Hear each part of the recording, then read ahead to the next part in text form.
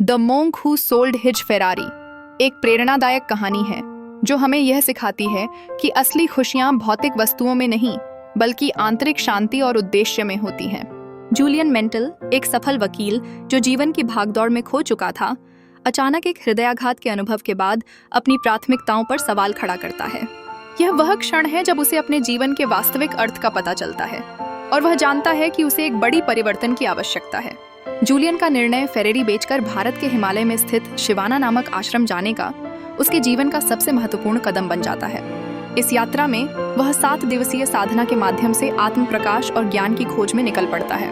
वहां पर उसे जीवन के 7 अमूल्य सूत्र मिलते हैं जो न केवल उसकी सोच को बदलते हैं बल्कि उसे एक नई दिशा भी प्रदान करते हैं। हर सूत्र में जीवन के प्रति एक नया दृष्टिकोण और एक नई ऊर्जा समाई होती है। पहला सूत्र, मन का स्वामी बनो, जूलियन को यह सिखाता है कि अपनी सोच को नियंत्रित करना कितना आवश्यक है। ध्यान और विजुअलाइजेशन के माध्यम से वह अपने मन को शांति और स्पष्टता की ओर अग्रसर करता है। इसी तरह अपने उद्देश्य का अनुसरण करो उसे अपने जीवन के सच्चे लक्ष्य की ओर प्रोत्साहित करता है।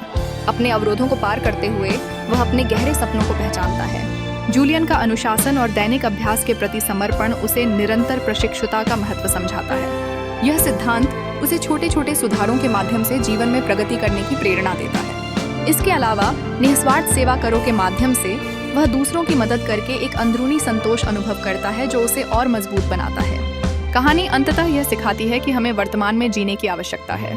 जूलियन जब पश्चिम लौटता है तो वह न केवल अपने भौतिक जीवन में बदलाव लाता है बल्कि अपने अंदर की शांति, उद्देश्य और सेवा के नए आयामों को भी अपनाता है।